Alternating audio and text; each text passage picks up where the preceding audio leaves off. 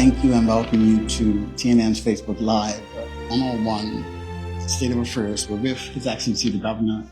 The first time I've had the opportunity to sit down and conversate with you. Welcome to Bermuda. Thank you very much. Good to meet you. How you find it? 9 months you've been here. How you finding it? Yeah, I'm enjoying it. I mean, it's a big job. It's what I wanted. I think I've got a good background to do the job, and I'm really, enjoying the role and meeting people and getting out about. So yeah, it's been a busy 9 months. Let's just jump right into it. Sure. Before coming to Bermuda, what did you think and what did you hear? And what would you consider would be your greatest challenge coming to Bermuda? Sure. Well, a few parts of that. I on reflection, I think there's a lot of ignorance out there in terms of what Bermuda is and what it does.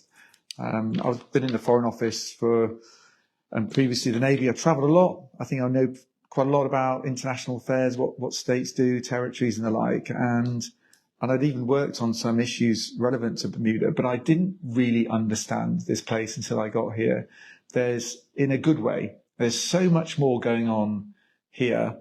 Not just, the beauty of the islands and the tourism side, but what it has to offer in terms of a place to do business, place to live and work more generally. And it was a real pleasant surprise to see just how much you can pack in to 21 square miles. It's really very, very impressive. So that was a surprise. And I think part of, my job to the extent I can is to get the message out there as well. Obviously, you've got the Bermuda Tourism Authority doing its job, but any opportunity to promote this place and what it has to offer, I think is something I'm keen to do. And it's actually very easy to do that because it does sell itself when you just explain what this place is all about. Challenges. Yeah, I mean, you'll always get challenges across the board. As every country in the world has its challenges, and this place has them too. Some of them are for the government, quite clearly, the elected government to do, and the areas that fall under my responsibility, I'm sure we'll get onto those in the questions, in terms of particularly security and police. Those challenges change over time and the response to them. And that I knew about when I came into this job, and obviously it's something that I'm trying to work closely to understand some of the issues. I mean, you've lived here, others lived here all their lives. You understand how these things come about, the root causes and the history to it. And I've got a job of getting up to speed with that as quickly as possible to see what contribution I can make. I'm going to commend you for taking charge of the gun and gang violence we've had over 23 years. And you are the first that's literally looking to challenge, discourage that we have. So good stuff. Thank you. So what prompted you to even bring this to the fore? Sure. Well, actually, before I answer that, I'd like to, maybe it's a bit of thanking you back. I've read a lot of what you've written on this area as well. And it's really useful analysis. So thank you for your contribution to this as well and coverage.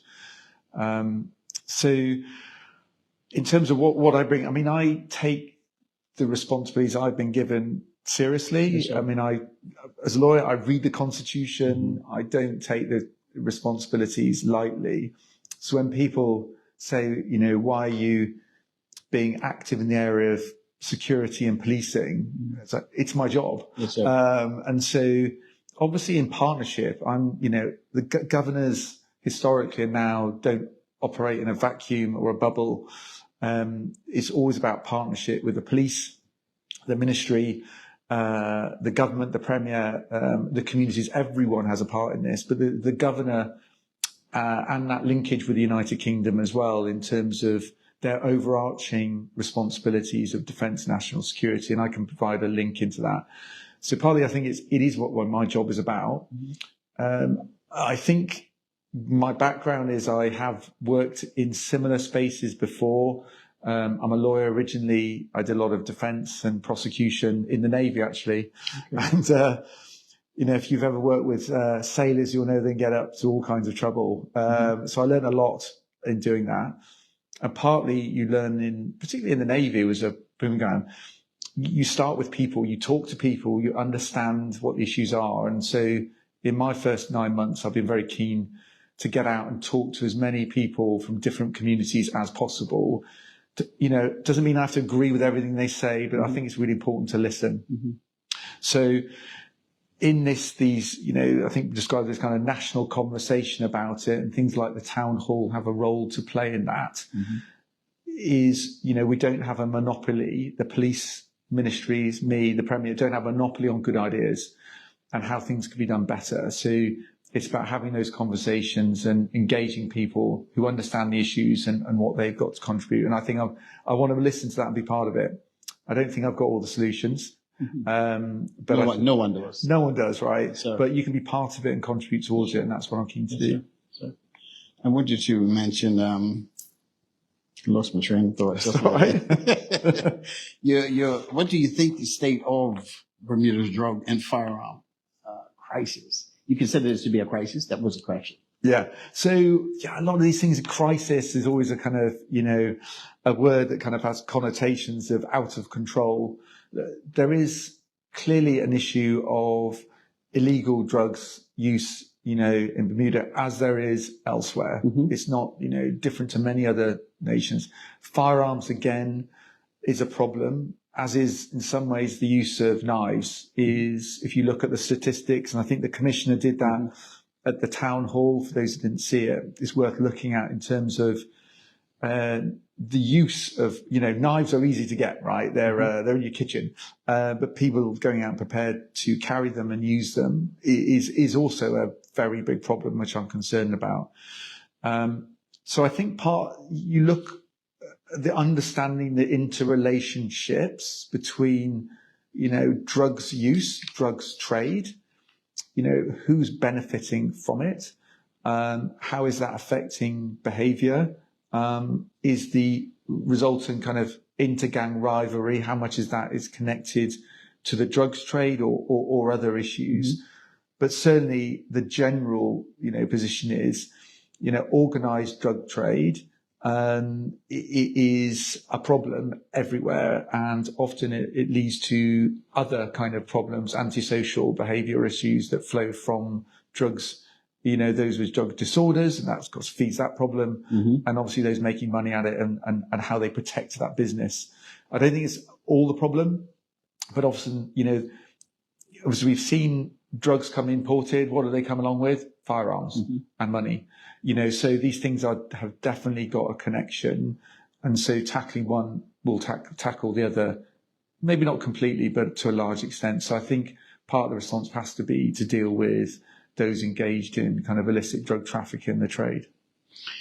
I was impressed. You spoke about, let's talk about the town hall meeting, and the commissioner stated that he spoke of 43. As a matter of fact, he said 80. Yeah. 80, 88, something like that, firearms. Yes. At one point were on the streets.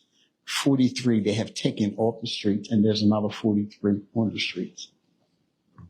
Back in the 2010, 2008, I think it's about 10 firearms, and about 6 of them were being shared around.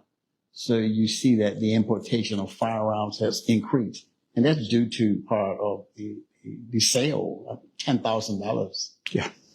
How do we stop that? How do we get a handle of that?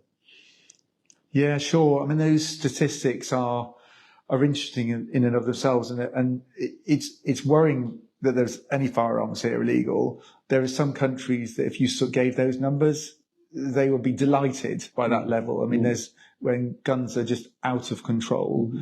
But any illegal firearm is a problem. As you say, over half have been seized, and in fact, literally the week beforehand, I think as the commissioner said, they seized another 2. Yes, sir. So how do you deal with that? Well, firstly, you need to make sure your borders are as secure as possible. It's not easy, but Bermuda, because of its geography, is better placed than many in terms of being able to police its borders, search those. I mean, you're not going to rip up every single boat that arrives or every kind of piece of luggage, but some of it will be intelligence driven. Others will be, increased resources, technology to make sure that you make it as difficult as possible. And obviously there are techniques, as the collector of customs and their team will know, how people try to get around these things, breaking things down, sending in parts and to be assembled later. But I think generally the picture that I've received is there's a limited number. We've seen some weapons are passed around, so which indicates there's not a huge number being used. There may be more out there than that number. I think that's the number that they know of. So you probably can assume there might be some others in the territory, which is a problem. I think the other point then is what those that are here, to make sure that where you've got intelligence and information that the police can act on it and they can search. And I've been very much encouraging them to use their powers to the fullest extent possible in searching and disrupting those who are known to be associated with this.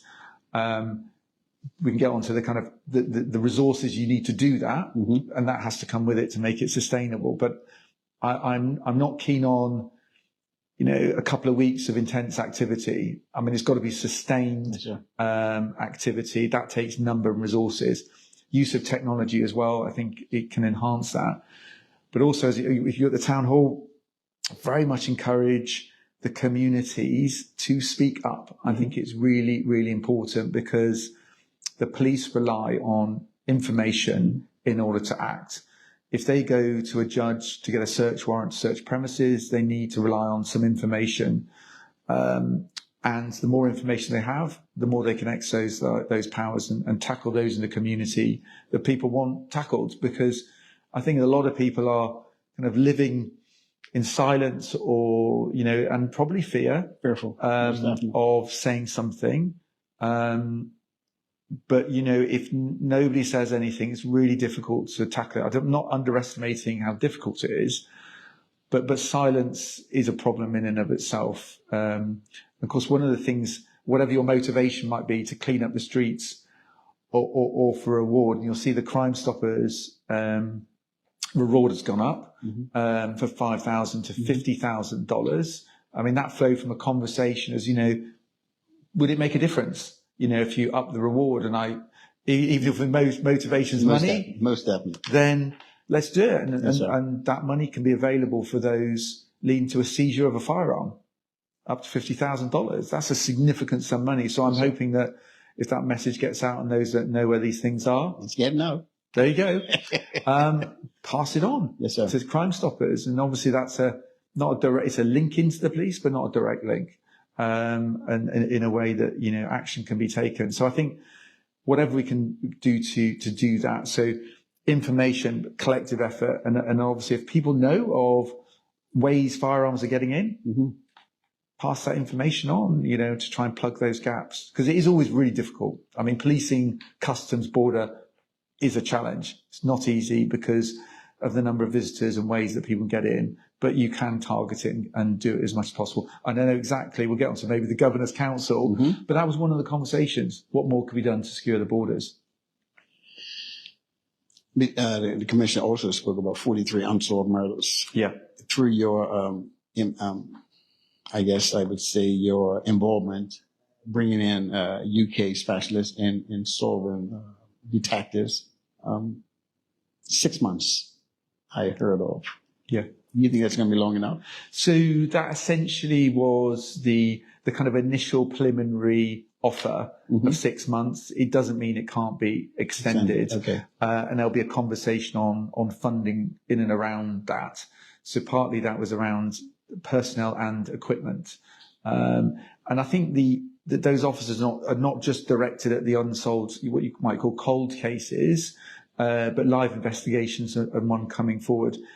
And just to reassure people, this is not about, this is the full-time solution. The solution is getting the BPS up to the strength with all the capacity and capability it needs to do its job. That will take time.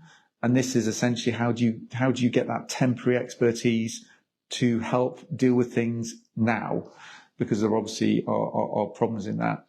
I think the unsolved case, early on, I tour around a lot, speak to a lot of people, and I went in and spoke to the unit that deals with unsolved cases. And, the commissioner talks of the challenge in terms of the number of officers he has available to progress those inquiries and investigations. But in certain cases, they know of individuals, and I think I might have mentioned this before, who know relevant information about those cases, but are fearful of coming forward and giving evidence in a way that can be used in a court of law to bring someone to justice. And I think, we need to look at what ways there are legislatively and otherwise that can be looked at by government to reduce and mitigate the risk to those individuals, so they feel confident they can come forward and help bring those people to justice and their families to get relief. As you know, these things are no doubt, I'm fortunate I haven't suffered that in my family, but for those who have, these things, often a daily reminder, even though they might be many, many years ago. So anything can be done to give them some kind of relief and justice, I think needs to be looked at. Any thought of protection laws to help with these individuals that might want to come forward? Yeah, so there's already existing things like witness protection schemes and the like.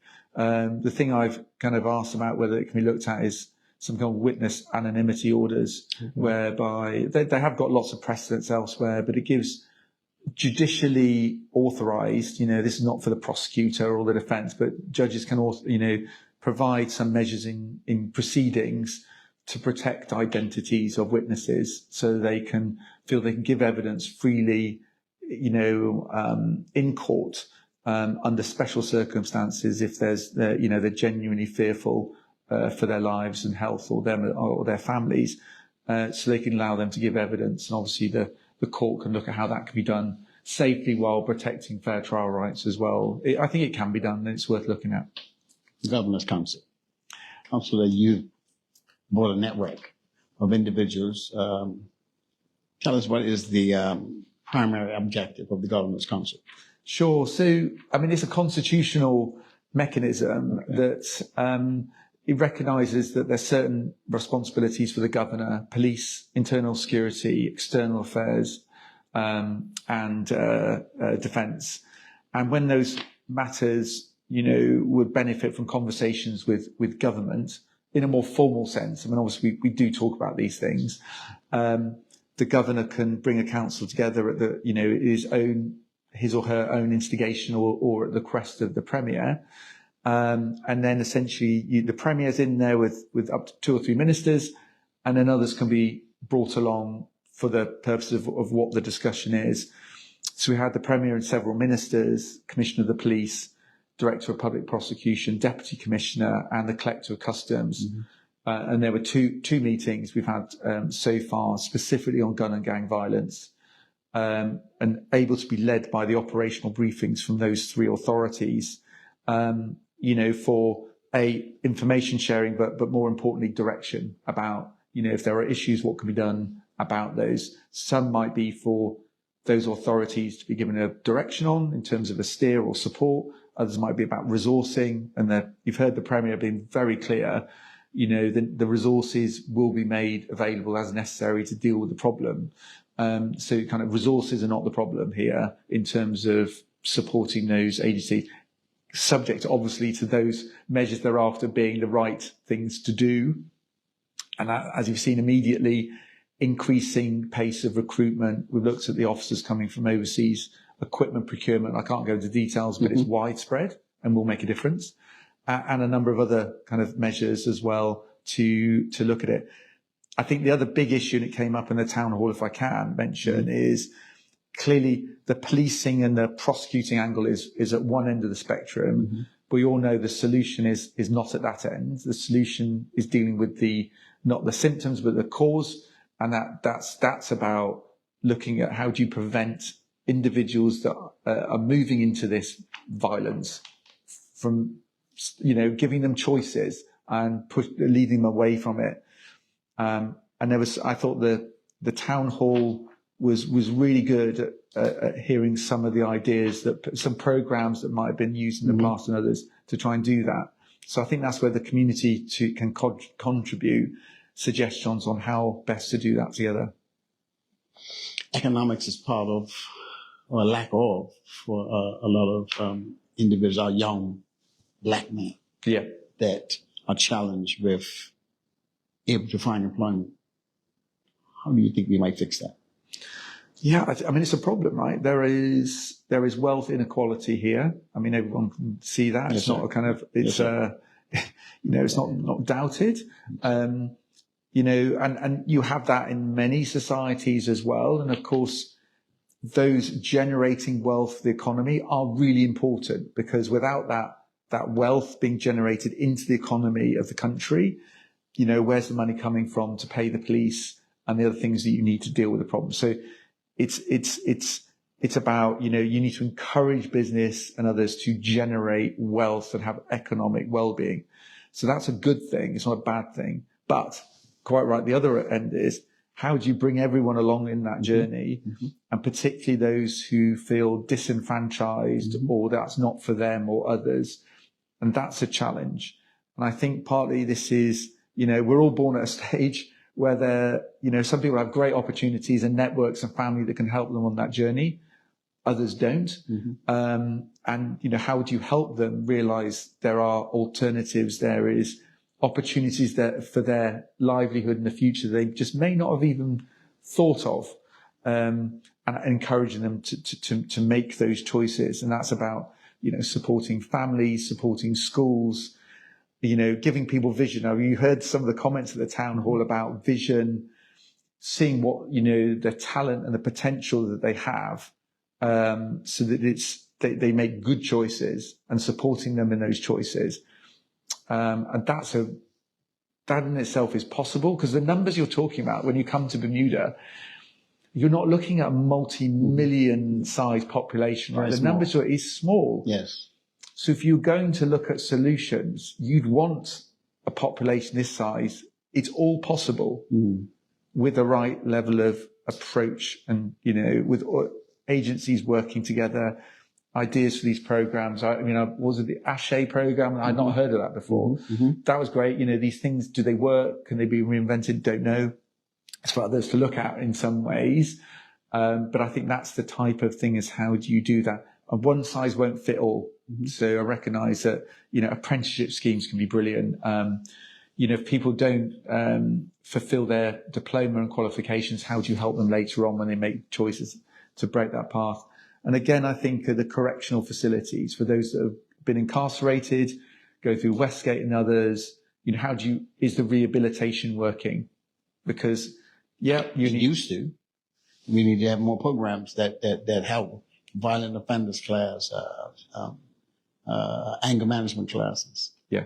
These things help individuals to think first before you exactly. And I think activate. That's people, you talk about, you need, lock these people up, yes, it's punitive, it's a deterrent, but they are going to be released at some point. That's right. And it's good to try and get them in a state when these individuals are given every opportunity not to go back to what they just left beforehand, but to make good choices. Yes, sir. And that takes support and help.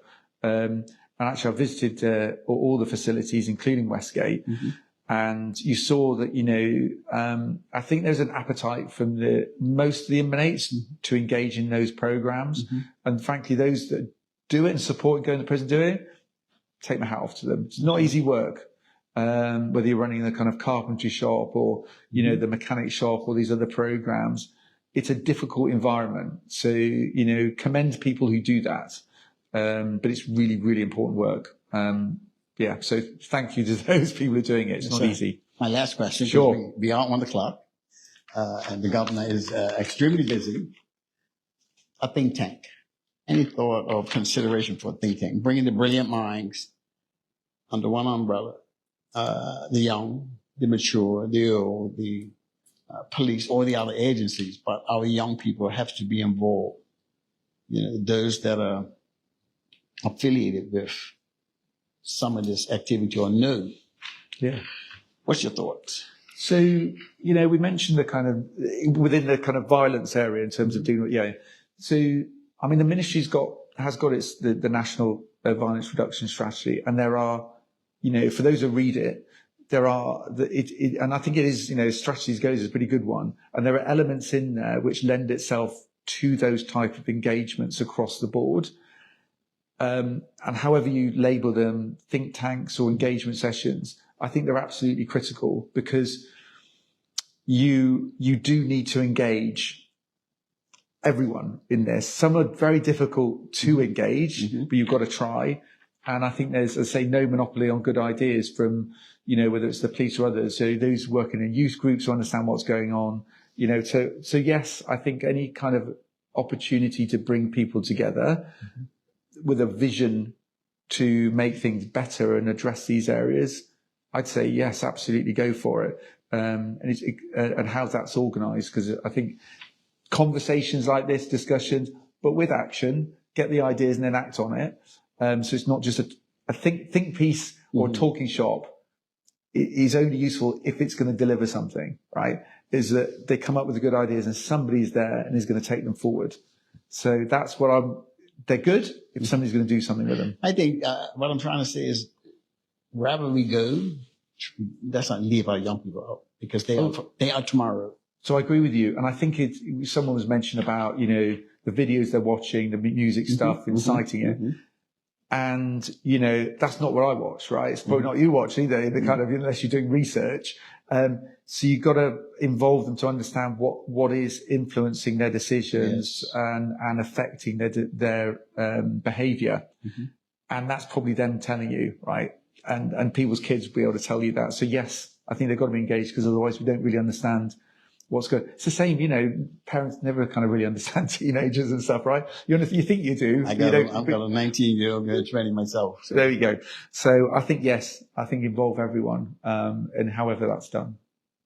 Your Excellency, Ms. Andrew Murdoch, I want to thank you for, as I said, my time is very much limited with the governor here today. I want to thank you for allowing me into your home and to sit down and have a discussion with you. And I'm looking for more of these discussions in the future. Thank you. No, pleasure. Thanks for asking.